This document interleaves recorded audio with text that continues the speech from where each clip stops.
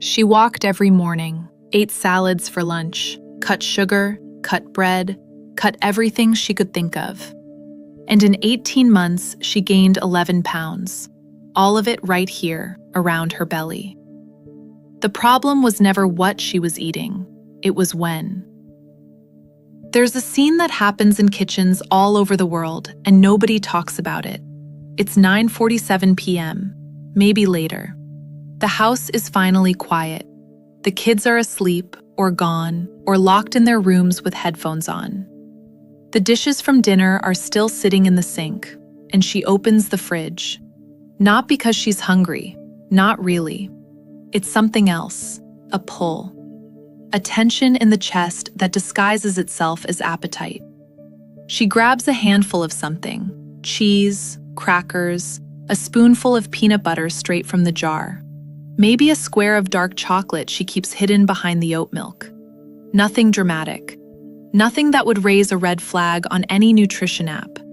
But her body registers it, down to the minute. And that exact moment, that seemingly innocent trip to the refrigerator, is where everything shifts. Not just tonight, every night.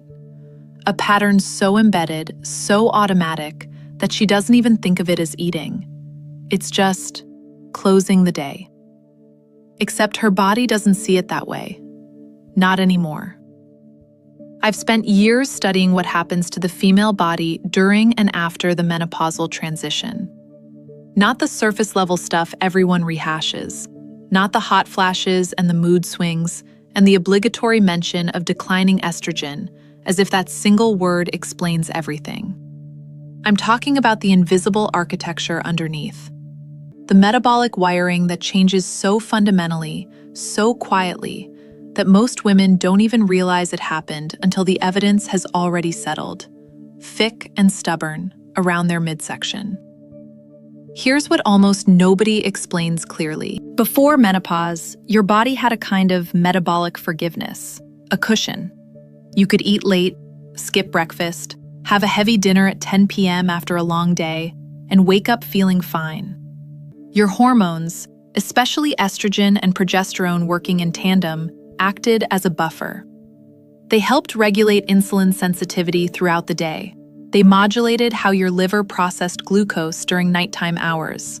They kept cortisol in a reasonable range, even when your habits weren't perfect. You didn't know this was happening. You didn't need to. That buffer is gone now.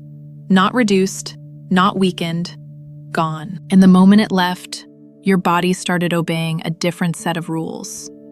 Rules that are older, more rigid, and far less forgiving than anything you've operated under before.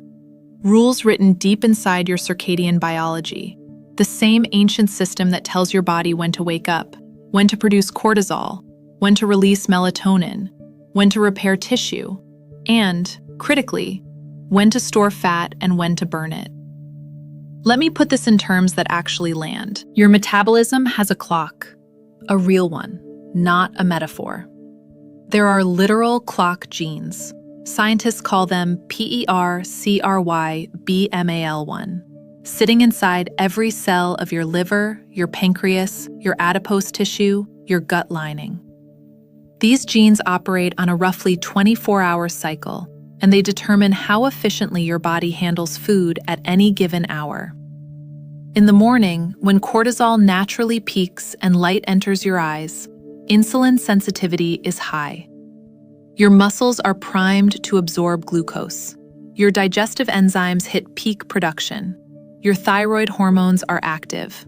Everything is open and ready. By evening, everything starts winding down. Your pancreas releases insulin more sluggishly. Your liver shifts into repair and maintenance mode instead of active processing.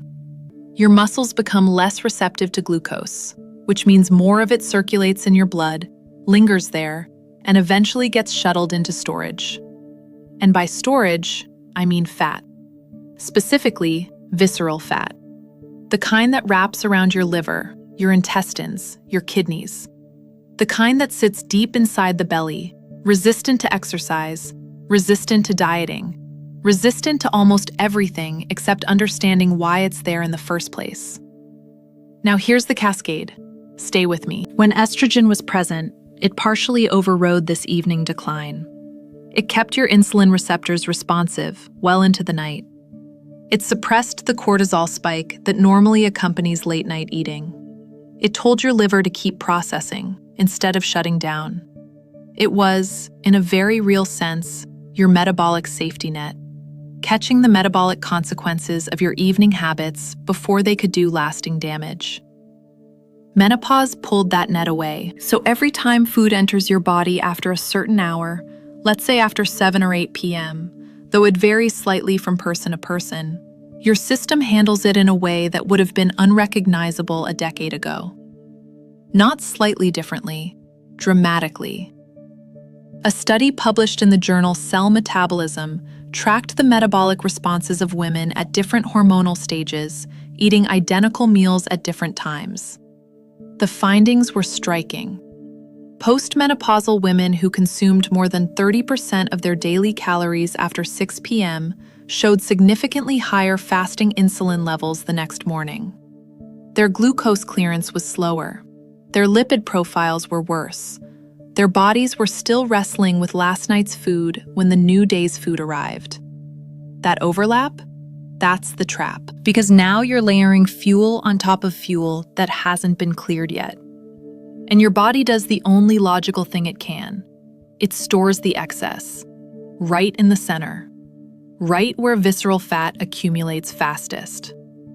And it does this night after night after night, each layer adding to the last, each morning starting a little more behind than the one before. And here's the part that makes this genuinely heartbreaking. Most women in this stage respond by doing what they've always been told to do. Eat less, cut calories, replace meals with shakes, go harder on restriction, eliminate food groups. But that approach, and I need you to hear this, misses the point entirely. Because the problem isn't volume, it's timing. You could eat the exact same foods, the exact same portions, the exact same macronutrient ratios, and get a wildly different metabolic outcome depending on when those calories land in your day. The clock matters more than the plate. Let me tell you about Colleen, 53. Runs a small pottery studio outside Burlington, Vermont. 3 kids, 2 already in college, 1 finishing high school. Married 21 years. She came to this realization almost by accident. For years, she'd been doing what she called the evening sweep, cleaning up the kitchen after everyone else had eaten and picking at whatever was left.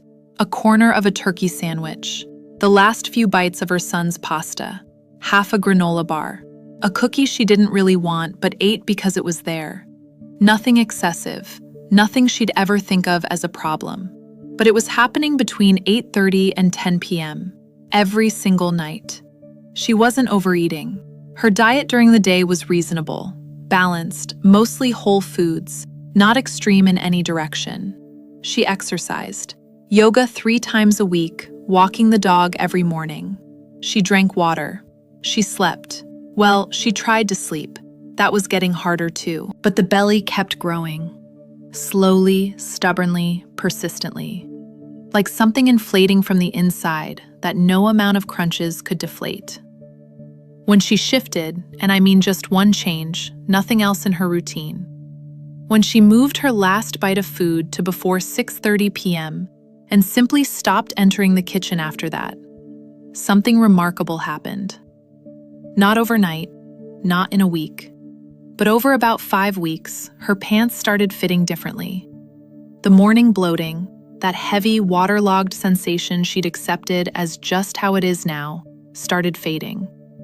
Her energy before noon, which had been sluggish and foggy for years, sharpened noticeably. She told me she felt like her mornings had been returned to her. She changed nothing else. Same food, same amounts, same yoga, same walks. One habit. This is what circadian researchers call time-restricted eating. Though I hesitate to use that term because it sounds like another diet trend, another restrictive protocol, another rule to follow. It's not. It's not about restriction at all. It's about alignment. You're not removing food from your life. You're placing it where your body can actually use it, where your metabolic machinery is awake, responsive, and ready to do its job. Dr. Sachin Panda's lab at the Salk Institute has been publishing on this for over a decade. His research, replicated across multiple institutions, shows that when eating is confined to a window that aligns with daylight hours, roughly a 10 to 12-hour window beginning shortly after you wake, the body's metabolic systems work the way they were designed to. Insulin response sharpens, hepatic fat processing accelerates, inflammatory markers drop, and visceral fat, specifically visceral fat, the deep belly kind, begins to reduce, even without changes in calorie intake. Wait, let that land. Even without changing what you eat or how much. That's not a gimmick. That's not a trend. That's biology responding to timing the way a sunflower responds to the angle of light. Automatically, inevitably, because it's wired to. It's not optional for the flower. And after menopause, it's not really optional for your metabolism either. But here's where the cascade goes deeper. And this is the part I wish more specialists would say out loud. Late-night eating doesn't just affect your metabolism directly. It sabotages your sleep architecture. Specifically, it reduces the amount of deep, slow-wave sleep you get in the first half of the night. And that phase is not just rest. That's when growth hormone is released in its largest pulse of the 24-hour cycle. Growth hormone is not just for children growing taller. In adults, especially in women after menopause, it's one of the primary chemical signals that tells your body to mobilize stored fat for energy, to actually pull fat out of those visceral deposits and burn it. Without adequate deep sleep, growth hormone drops. And without sufficient growth hormone, your body stops burning stored fat and starts hoarding it instead. It holds on for dear life. So the late meal disrupts sleep. The disrupted sleep reduces growth hormone. The reduced growth hormone increases fat storage. The increased fat storage elevates systemic inflammation. The elevated inflammation further disrupts sleep. You see the loop? One habit created a cascade. One 9:30 p.m. trip to the kitchen set off a chain that touches your pancreas, your liver, your brain's sleep centers, your adrenal glands, and the inflammatory signaling in your fat tissue itself. And it runs on repeat every single night until something interrupts it. This is why so many women feel like they're doing everything right and still losing the battle. Because they are doing everything right during the day. They eat clean, they move their bodies, they take their vitamins, they drink their water. And then the evening comes, and a single unconscious habit quietly undoes it all. I've worked with enough women navigating this stage to know the frustration runs deeper than the belly fat itself. It's the feeling of betrayal. Your own body, the one you fed carefully, exercised dutifully, treated with as much respect as you could manage while raising kids and working and holding everything together, suddenly turning against you. That's not vanity talking. That's a legitimate, justified sense of loss. And it deserves to be taken seriously, not dismissed as just part of aging. Which is exactly why I spent so long putting together something that addresses this from every angle. Not just what to eat, but when, why your body responds the way it does after this hormonal shift, and how to work with it instead of against it. I left it in the first link in the description and in the pinned comment. If anything in this video is hitting close to home, I genuinely think you owe it to yourself to take a look. Now let me address the thing I hear most often, but I'm hungry at night. I can't just stop eating.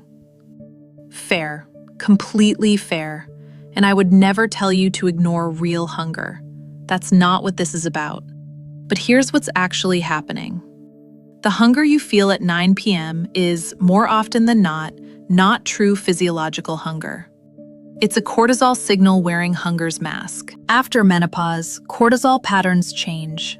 Instead of declining smoothly and predictably toward bedtime, which is what they're supposed to do, cortisol often has a secondary rise in the late evening. A small spike. Not dramatic enough to feel like stress, but enough to trigger what feels exactly like appetite. Your body is asking for comfort, not fuel. It's seeking a dopamine hit, a soothing sensation, a momentary calming of the nervous system. And when you answer that cortisol call with food, especially carbohydrates or anything sweet, you trigger an insulin spike at the worst possible hour. The glucose doesn't get burned. It doesn't fuel anything. It goes straight to storage, and the cycle deepens. So what do you actually do? How do you break a loop that's been running on autopilot for years? You front load. That's the habit. That's the shift. You eat your largest, most nutrient-dense meal earlier in the day, breakfast or lunch, whichever fits your life. You make dinner lighter, simpler, and earlier. And you close your eating window while the sun is still relevant to your internal clock. Not by white-knuckling through the evening, not by starving yourself, by genuinely not needing food at night because your earlier meals were substantial and satisfying enough to carry you through. This isn't willpower. This is strategy. And here's a detail that might rewrite how you think about food entirely. Research from the Weizmann Institute of Science in Israel found that identical meals, same exact calories, same macronutrient profiles, prepared the same way, produced different glycemic responses depending on what time they were consumed. A bowl of rice at 8 a.m. caused a moderate, manageable blood sugar rise. The exact same bowl at 8 p.m. caused a spike nearly twice as high in the same individuals. Same rice, same body, different clock position. After menopause, that gap widens even further. Because the estrogen that used to soften the evening insulin response is no longer there to intervene. Your body is literally a different metabolic machine in the morning than it is at night. And pretending otherwise, eating as though 9 p.m. and 9 a.m. are interchangeable, is the mistake almost everyone makes. So the question isn't, what should I eat? The question, the one that actually moves the needle, is, when is my body ready to receive it? And once you start honoring that rhythm, once you stop fighting your circadian biology and begin cooperating with it, things shift. Not just the belly fat, though that's usually what women notice first. Energy comes back. Real energy, not the caffeine-propped kind. Sleep stabilizes, deeper, longer, with fewer wake-ups at 3 a.m. That mental fog that's been sitting behind your eyes for months starts lifting. Joints feel less inflamed in the morning. Digestion smooths out. It's not one benefit. It's a chain reaction. The same cascade that was working against you, now running in reverse. You know, I've seen this transformation happen enough times that I made sure to put together a way for women to follow this same approach on their own, step by step, at their own pace. It's something I genuinely believe in, not because it's complicated, but because it's specific to what your body needs right now, in this stage, with these hormonal realities. You'll find it in the pinned comment or in the first link below this video. Let me leave you with this. It's not about perfection. You don't need to eat your last meal at exactly 6 p.m. for the rest of your life. Bodies aren't Swiss watches. Life happens. A late dinner with friends, a holiday meal, a night where you just need the damn cookie. That's fine. That's being human. But awareness, understanding that your metabolic window has narrowed, that the rules changed when your hormones did, that your body now penalizes what it used to forgive. That knowledge is the thing that shifts everything. And once you have it, you can't unknow it. It changes how you see every plate of food, every evening, every choice about when to close the kitchen. You don't need another diet. You don't need to eat less. You don't need to punish yourself at the gym 6 mornings a week, wondering why nothing changes. You need to change when. That's it. One habit, one shift in timing, and a body that finally starts responding the way you've been asking it to for years. If something in this clicked for you, subscribe, because there's more coming, deeper, more specific. The kind of information that changes how you understand your own body for the rest of your life. I'll be here.